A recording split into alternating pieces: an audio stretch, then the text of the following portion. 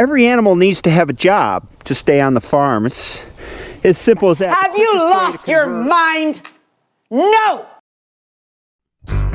These are the plaintiffs, animal rights activists, and farm animals. They say farmers needlessly exploit, mutilate, and murder innocent animals, all in the name of money? Huh? They're here seeking justice and what's rightfully theirs. They're suing for $1 billion due to pain and suffering. These are the defendants, animal farmers. They say they're just trying to make an honest living and have done nothing wrong. Sure, a few animals are casualties, but hey, the world has to eat. They're confident the judge will see it their way and dismiss this bogus lawsuit. They're accused of an animal holocaust. The defendants are filing a countersuit for $1 trillion for future lost revenue. All parties, please raise your right hand. People's Court is now in session. The Honorable Judge Marilyn Leonton presiding. Litigants have been sworn, Your Honor. Thank you, Douglas. You're welcome, Your Honor. What happened? I always look at things from the animal's perspective. So through the animal's eyes, dairy farmers aren't good people. They forcibly impregnate them every year, take their children away from them, they kill all the boys, and when their milk production declines, they send them to a slaughterhouse to be shot in the head and slashed across the throat. So through the cow's eyes, dairy farmers are not good people. Well, feeding for chickens is very expensive. It went from 49 euros to 72. 100 kilos, so that's a lot of money. It will cost me much more. And I have to try to get it back. I understand, believe me, I am not unsympathetic. And, you know, what am I going to do, Judge? Everyone's working towards a goal that they are stopping you from achieving. Yeah. So stop being a victim. Sometimes bad things happen, you know, to people, to animals, to all of us. Life is, we're all hanging on a thread, which is why we have to rethink the way we go through this journey and enjoy every single day. Everyone who's born is going to die. Dying is part of living. But it doesn't mean that we have the right to take life prematurely, you know, and so obviously everyone's going to die, but that doesn't mean that we have the right just to take life arbitrarily and unnecessarily. If we cannot take life, even though that life will one day die, it's still not right for us to take life when we don't need to. You guys got slaughtered. Slaughtered. So talk to me.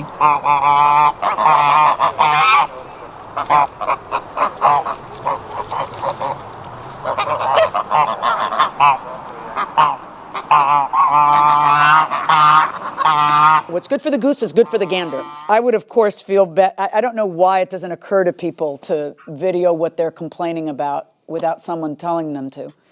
Do you have any evidence to support your position? Well, I've got my footage. Where's yours? I've got more evidence than you do. So here are the pictures that you have.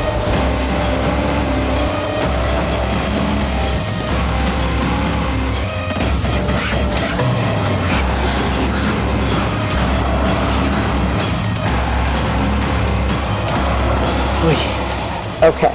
We've got thousands of hours of this. You know, if it looks like a duck and quacks like a duck and walks like a duck, then it's a duck. This is all torture. They cut their beaks off when so they don't peck each other in confinement.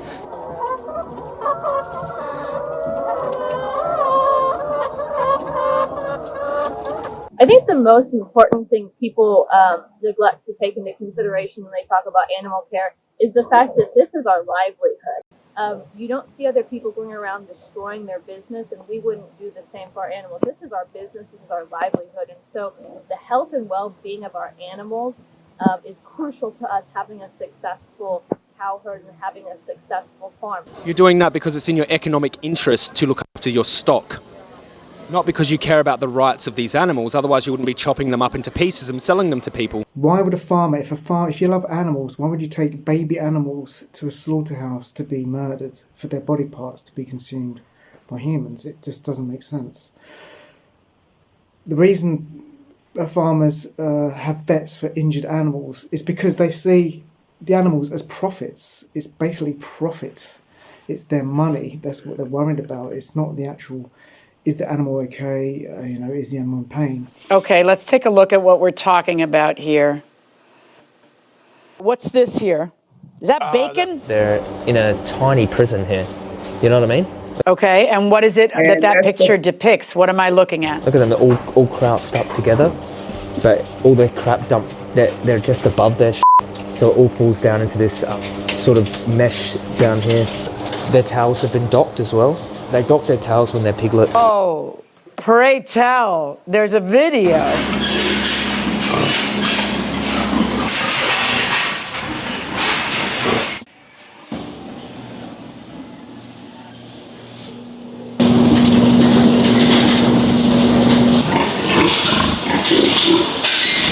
Would you agree with me that whoever did do that is a horrible person and there's a special place in hell for them? I was arguing was that you were saying this is a brutal way of slaughter. That is not the case.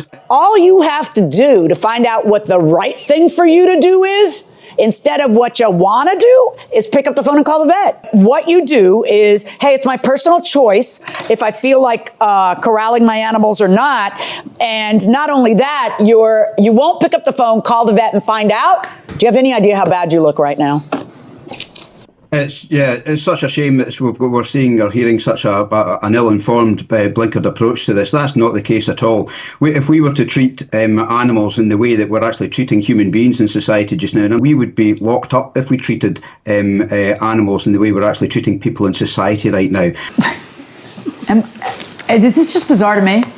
It's bizarre in general. Every possible thing is done for the benefit of the animals' welfare in a slaughterhouse, and we've got some of the best slaughterhouses in the world, and that's done. And the reason they're gassed, that's done, and they were stunned for that reason, so that there is no, so that the benefit of the animal welfare is absolutely paramount. And you know you're lying.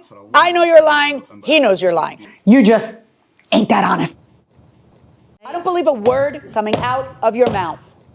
I just don't. What are you mumbling? We need that source of red meat to be there for the benefit of our health, for the benefit of the climate, for the benefit of biodiversity. If you start with a murderous objective, you are not going to get anywhere. And you didn't even introduce into evidence today anything supporting. You didn't even have any paperwork on anything. We asked you and you took a piece of paper and wrote down the following in handwriting. Let's see. You wrote this out, which I guess you wrote today.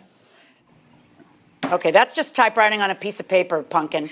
There's not even a signature, and there's certainly not letterhead on that. Yeah, that's not going to hold up in court. You're out of your mind. Okay, what did you draw? You drew penises? That's creepy as hell. Hi, I'm Pete, and welcome to Just a Few Acres Farm. Douglas, swearing the dummy. Okay. I'd have to say, I've never done this one before. Actually, let's see. Go ahead. Raise the dummy's right hand. Please. All right, you sure about this, Your Honor? Here we go. I am. I've never been more sure. You solemnly swear to tell the truth, the whole truth, and nothing but the truth, so help you God. I do. Hi, little porkers. I'm coming in to see you. I'm coming in. Howdy, little piggers. You're up and about this morning. You don't need to be afraid of me. That is ridiculous. It is not truthful, and you are an idiot. You guys need to run, not walk. And I am ruling against you on your lawsuit against them for everything that you're suing them for, which makes no sense to me. Do you even feel bad that this happened? I've been thinking about this question for a while because I get a lot of feedback that seems to indicate that attitudes toward farm animals are changing, just like everything else. And a lot of folks that haven't lived on a farm or worked with animals as partners, I call partners. You're so much the bad guy. I have no words to describe what a bad guy you are.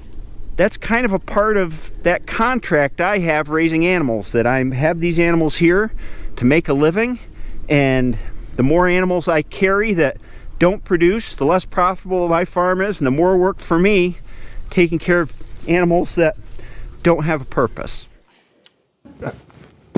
No words. I have no words. Just no words. None. No words.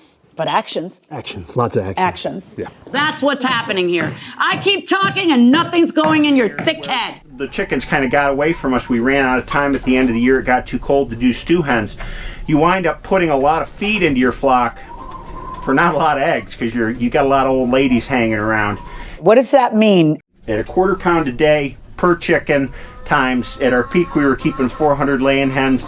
The money adds up really quickly keeping older hens.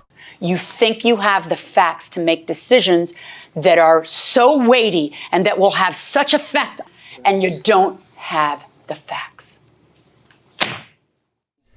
Those piglets grow out in 6 months and away they go. You know, we don't keep any as pets. We care for the ones that we have here, and they're cute little buggers, and I enjoy interacting with them, but it never leaves the back of my mind that in 6 months, you're out of here. I mean, that's the way it works. That's the way our farm makes its profit. I thought you couldn't make a bigger jerk out of yourself. I thought you couldn't actually do it. There isn't a lick of remorse in your soul for acting the way you act. I know that can sound harsh to somebody that hasn't grown up on a farm, but having grown up on a livestock farm, that's just the way it is. I mean... Okay, first of all, if you say one more time, one word to me in a condescending fashion, I'm just going to turn you off, which is the equivalent of getting kicked out of court. So try to figure out a way to speak to me with a little bit more respect. I think the key to the whole thing is to remember that when you're raising livestock in a commercial operation such as ours, every animal needs to have a job to stay on the farm. It's as simple as that. Have you lost your mind?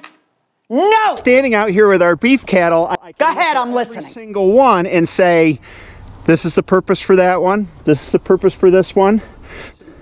We've got the mama cows, and their job is to make babies. We've got the yearlings.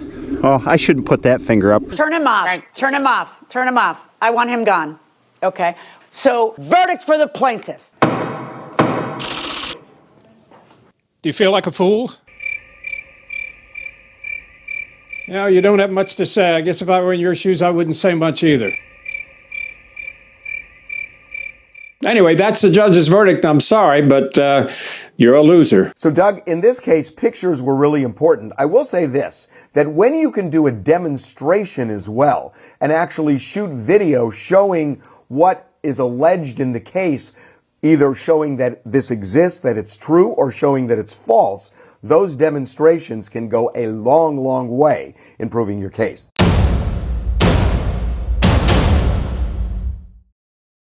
You know, I think the law is going to be changing in this area because it should.